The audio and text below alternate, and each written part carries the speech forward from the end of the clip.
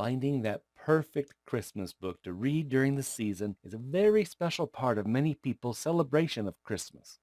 Having that secret treasure that you can sneak in a few minutes here and there for during the bustle and hustle between the pies and the guests and the presents and the functions. Oh my! But what to read? What to read? This year we thought we'd try a fun little project that may just help you find the perfect book. So our new series of Christmas Prologues is short introductions to stories and books you may like to have as your holiday reading companions this season, or just maybe as a gift for someone special on your shopping list. We hope you enjoy. And now, today's Christmas Prologue from Story Link Radio. 12 Days at Bleakly Manor by Michelle Griep. This is the first book of the 3-book series Once Upon a Dickens Christmas. Be sure to watch until the end for an interview with the author. It is England, 1851, when Clara Chapman received an intriguing invitation to spend Christmas at an English manor home. She is hesitant, yet feels compelled to attend, for if she remains the duration of the 12-day celebration, she is promised a sum of £500. But is she walking into danger? It appears so, especially when she comes face to face with one of the other guests, her former fiancé, Benjamin Lane. Imprisoned unjustly, Ben wants revenge on whoever stole his honor. When he's given the chance to gain his freedom, he jumps at it, and is faced with the anger of the woman he stood up at the altar. Brought together under mysterious circumstances, Clara and Ben discover that what they've been striving for is not what ultimately matters. The first day, December 24th, 1850. London. Christmas or not, there was nothing merry about the twisted alleys of Holywell. Clara Chapman forced one foot in front of the other, sidestepping pools of, well, a lady ought not think on such things, not in the morn of Christmas Eve, or any other morn for that matter. Damp air seeped through her woolen cape, and she tugged her collar tighter. Fog wrapped around her shoulders, cold as an embrace from the grim reaper. Though morning had broken several hours ago, daylight tarried yet, seeming reluctant to make an appearance in this part of London, and likely wishing to avoid it altogether.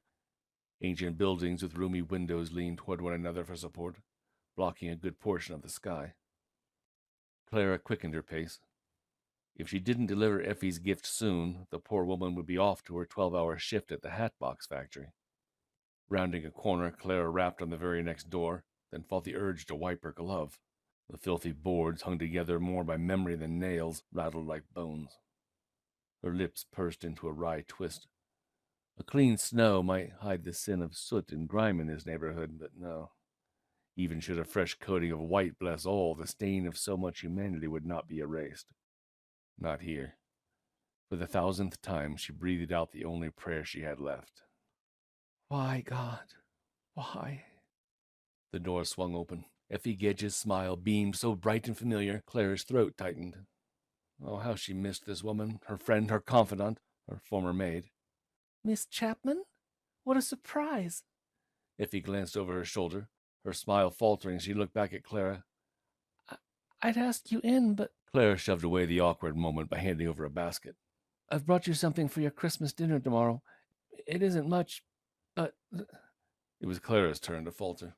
Well, anyway, I cannot stay, for Aunt's developed a cough. Effie's smile returned, more brilliant than ever. That's kind of you, miss. Thank you. Truly. The woman's gratitude, so pure and genuine, rubbed Clara's conscience raw. Would that she might learn to be as thankful for small things. And small it was. Her gaze slipped to the cloth-covered loaf of bread, an orange, and used tea leaves wrapped in a scrap of paper. Pressing her lips together, she faced Effie. I wish it were more. I wish I could do more. If only we could go back to our old lives. Begging your pardon, miss. Effie rested her hand on Clara's arm, her fingers calloused from work no lady's maid should ever have to perform. But you are not to blame. I shall always hold to that. There is no ill between us. Clara hid a grimace. Of course she knew in her head she was not to blame. But her heart? Well, that fickle organ had since reverted to her old way of thinking, pulsing out you are unloved, you are unwanted with every subsequent beat. Miss? Clara forced a smile of her own and patted the woman's hand. You are the kind one, Effie. You've lost everything because of my family, and yet you smile. The Lord gives and the Lord takes away. I suppose you know that as well as I am. Her fingers squeezed before she released her hold. I wish you merry, Miss Chapman, this Christmas and always. Thank you, Effie, and a very merry Christmas be yours as well.